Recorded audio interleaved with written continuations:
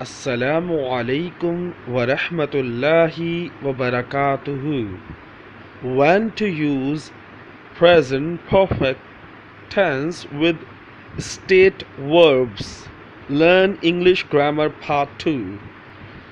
किस तरह हम प्रेजेंट परफेक्ट टेंस में स्टेट वर्ब का इस्तेमाल कर सकते हैं, और अगर करेंगे तो कौन सी चीज़ का इजाफा करेंगे, ये चीज़ आज हम पढ़ने जा रहे हैं। पहला जुमला देखते हैं कि इस जुमले को किस तरह बनाना है। इसमें दो चीज़ें आएंगी, हैव या हैज़ के बाद। एक बीन, BEEN बीन, दूसरा had, HAD had. Okay, I have been worried for many days. मैं कुछ दिनों से परेशान हूँ। इसमें देखें, been basically is am are, यानी जो इज़ एम आर वर्ब इस्तेमाल होता है उसकी थर्ड फॉर्म है। Is am are first form होती है, वॉज वर्ब सेकंड फॉर्म होती है और बीन थर्ड फॉर्म होती है। याद रखिएगा, क्योंकि अगर आपने बी वर्ब्स की वीडियो नहीं देखी तो ज़रूर देखें, मैं इसको डिटेल के साथ समझा चुका हूँ। I have been worried for many days. मैं कुछ दिनों से परेशान हूँ। बीन का मतलब यहाँ होना है, हूँ, वरीड परेशान, मैनी डेज काफ़ी दिनों से। याद रखिएगा, फॉर और सिंस का इस्तेमाल करेंगे जब भी हम स्टेट वर्ब इस्तेमाल करेंगे। जब भी हम स्टेट वर्ब इस्तेमाल करेंगे प्रेजेंट परफेक्ट टेंस में, तो हम फॉर या सिंस का इस्तेमाल करेंगे टाइम को मेंशन करने के लिए। तुम कब से परेशान हो, या मैं काफ़ी दिनों से परेशान हूँ। I have been worried for many days. Next sentence देखें, you have been in Islamabad for a week. You have been in Islamabad for a week. तुम एक हफ्ते से इस्लामाबाद में हो। तुम इस्लामाबाद गए और वहीं पर हो, और मैंने फ़ोन किया, यार तुम एक हफ्ते से इस्लामाबाद में हो। You have been in Islamabad for a week. तुम एक हफ्ते से इस्लामाबाद में हो। My mother has been ill for 2 days। मेरी अम्मी 2 दिन से बीमार हैं। My mother has been ill for 2 days। यहाँ भी मैंने हैज़ के बाद क्या लगाया, BEEN, और इसके फ़ौरन बाद आपने एग्जेक्टिव या एडवर्ब का इजाफा करना। याद रखिएगा, बीन के फ़ौरन बाद आप, क्योंकि बीन खुद थर्ड फॉर्म है, तो उसके बाद हम या कोई बीमारी बताते हैं या कोई जगह का नाम बताते हैं, एग्जेक्टिव या नाउन का इस्तेमाल करेंगे। ये बात याद रखिएगा, बीन के फ़ौरन बाद या तो एग्जेक्टिव का इस्तेमाल करेंगे या नाउन का इस्तेमाल करेंगे, और उसके फ़ौरन बाद हमने टाइम मेंशन करना है फॉर और सिंस लगाकर। जैसे अगला जुमला देखें, मैंने आपको 2 किस्म के स्टेट वर्ब बताए। पहला बीन, यानी जिसका मतलब होता है होना। दूसरा है हैड या हैव। हैव जैसे आई हैव अ कार, मेरे पास एक कार है। यहाँ पोजेशन शो कर रहा है, तो यहाँ भी देखिए स्टेट वर्ब, कोई काम नहीं हो रहा, मेरे पास कोई कार है, इसमें कोई काम थोड़ी हो रहा है, तो ये स्टेट वर्ब होती है जिसमें कोई हरकत ना हो रही, जिसमें कोई काम ना हो रहा हो।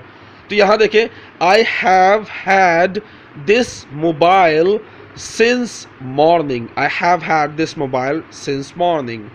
मेरे पास सुबह से ये मोबाइल है। यहाँ देखें, this mobile, mobile is noun. मैंने आपको बताया कि हैव के बाद या तो हैड आएगा, HAD हैड, या तो बीन, BEEN बीन, और उसके फ़ौरन बाद आपने या तो एग्जेक्टिव लगाना है या तो नाउन लगाना है। सही है, ये 2 चीज़ें लगाएं, और उसके बाद सिंस या फॉर लगाकर आप टाइम मेंशन कर दें। Child has been stubborn since beginning. बच्चा ज़िद्दी है शुरू से। कैसे कहेंगे, child has been stubborn since beginning. यहाँ been का मतलब होना नहीं है, यहाँ पर been का मतलब है, क्योंकि है, हूँ, होना, ये सब किसके लिए इस्तेमाल होता है? been के लिए इस्तेमाल होता है। बी वर्ब्स जिसे कहा जाता है, इज, एम, आर, वॉज, वर। सही है, आगे चलते हैं। इसी तरह मैं बताना चाह रहा हूँ किसी को मुझे 2 दिन से बुखार है, तो कैसे बताऊंगा? I have had fever for 2 days. I have had fever for 2 days. मुझे 2 दिन से बुखार है, या मुझे बुखार है 2 दिन से। इसमें देखें, हैड जो है वो वर्ब की थर्ड फॉर्म है, एज अ स्टेट वर्ब। मैं अपनी हालत बयान कर रहा हूँ किसी को कि मुझे बुखार है।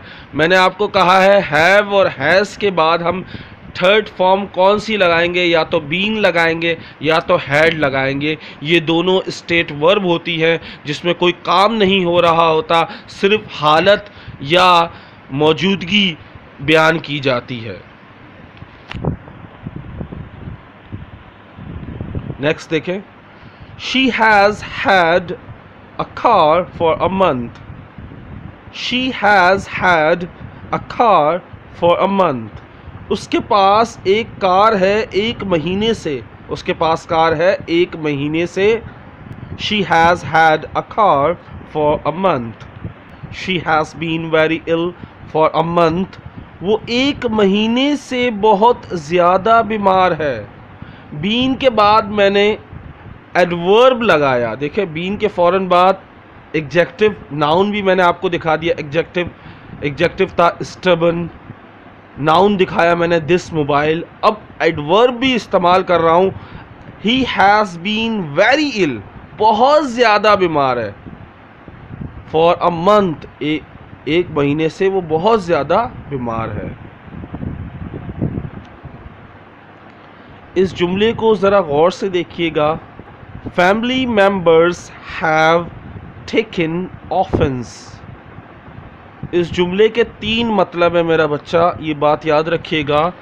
टेकन ऑफेंस का मतलब होता है फीलिंग इंसल्ट, या यू कैन से ऑफेंस यानी गुस्सा होना, बुरा लगना, बेइज्जती करना या महसूस करना, बेइज्जती होना या महसूस करना। घर वालों ने बेइज्जती महसूस की। Family members have taken offence. घर वाले बुरा मान गए। Family members have taken offence. घर वालों को बुरा लगा है। Family members have taken offence.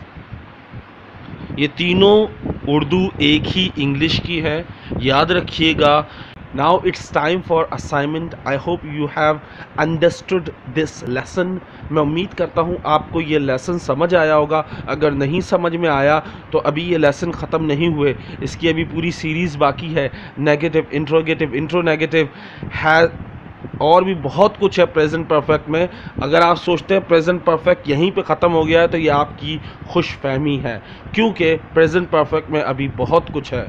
लेकिन पहले हम बुनियाद बनाएंगे, फिर छत डालेंगे। तो बुनियाद के लिए ज़रूरी है इसके बेसिक जुमले जो आज हमने पढ़े हैं और इससे पहले जो पढ़े हैं उन पर ग्रिप हासिल करना, उन पर कमांड हासिल करना और उनको अच्छी तरह इस्तेमाल करना अपनी स्पीकिंग में। सबसे पहला जुमला आप पढ़ने जा रहा हूँ, इसको आपने ट्रांसलेट करना है इन तमाम जुमलों को, और ट्रांसलेट करके प्लीज़ मुझे चेक ज़रूर कराना है, बोल कर भी और लिख कर भी। व्हाट्सएप वाले हों या फेसबुक वाले हों, स्टूडेंट्स सबके लिए लाजिम है कि वो जब लिखते हैं तो उर्दू इंग्लिश दोनों साथ लिखें और बोल कर भी लाजमी दिखाएं। Okay, now it's time for assignment. I have never been angry with friends. She has driven the same car since 1975. He has got first position. He has had your mobile for 2 days. They have won the match. They have been in Karachi since 2000. Some prisoners have escaped.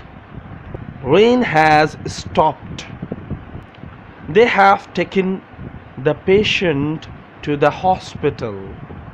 Now it's time for second assignment.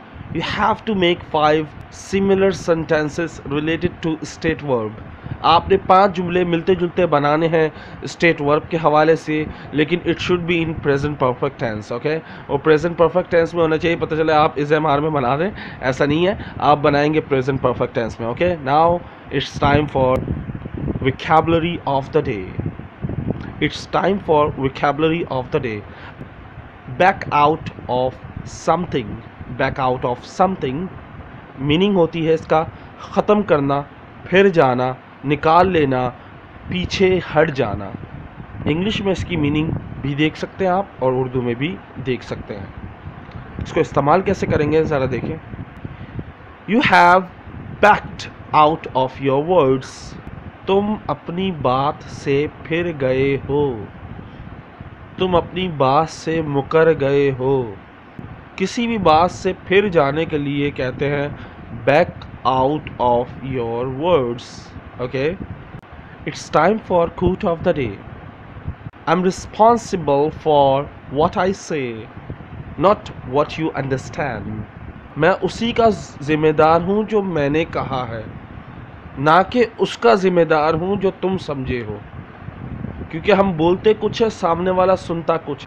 मैं सिर्फ उसी का ज़िम्मेदार हूँ जो मैं कहता हूँ या मैंने कहा है. मैं उसका ज़िम्मेदार नहीं हूँ जो आप सोचते हो. Now it's time for question of the day. सवाल है आज का, ज़रूर जवाब दीजिएगा. Is it useful to believe that I am only responsible for what I say, not for what you understand, while in a relationship?